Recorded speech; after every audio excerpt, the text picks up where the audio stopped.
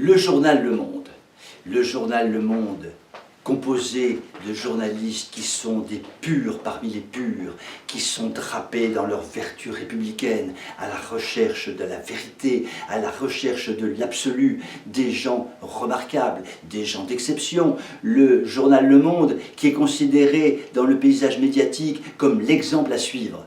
D'ailleurs, tout à fait, le 17 avril 1975, les journaux du Monde avaient titré, au moment où les Khmers rouges s'emparaient de Phnom Penh, Phnom Penh libéré.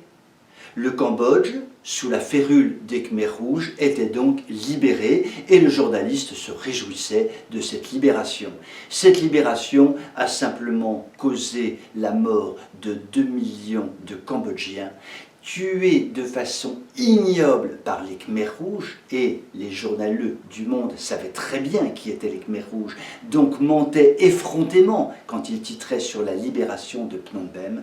Eh bien, ce fut un génocide épouvantable. Le Monde s'est-il excusé ultérieurement? Pas du tout. Et l'on peut dire que le 17 avril 1975, les journalistes du Monde ont plongé dans l'immonde. Vous allez me dire, c'était en 1975, nous sommes en 2020, ne soyons pas trop passéistes. Donc aujourd'hui, les journaleux du Monde sont sûrement des gens purs, des gens droits, à la recherche de la vérité.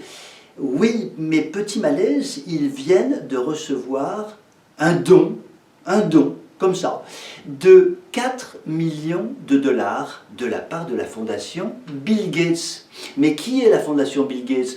La fondation Bill Gates est un outil au service des déconstructeurs mondiaux, un outil d'une puissance absolument formidable, qui s'est accoquiné avec le diable Soros, avec les écolos, bobos, marxistos et tout ce que l'on veut, démocrates, avec l'entourage épouvantable et infréquentable d'Hillary Clinton, etc., etc. En clair, la fondation Bill Gates est complètement mondialiste, déconstructrice. Eh bien, le Monde reçoit de cette fondation 4 millions de dollars.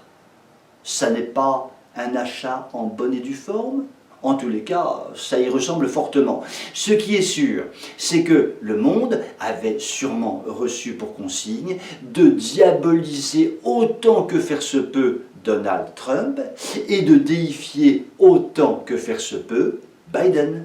Et le Monde a parfaitement rempli son devoir, sa tâche, la tâche qui lui était assignée, puisque Trump est pour le Monde le diable à l'état pur et Biden le Dieu à l'état pur.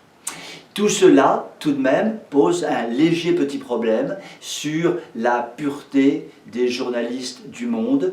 L'on peut se dire tout de même que véritablement, en termes de recherche de la vérité, en termes de souci d'être des véritables journalistes, le Monde ne remplit pas exactement la fonction que l'on est en droit d'attendre. En clair, et pour parler très simplement, les journalistes du Monde sont aussi purs qu'Attila cherchait, lui, le bonheur des peuples dans la douceur et la paix. Sur cette conclusion fracassante, je vous souhaite une très belle soirée et je vous dis à demain.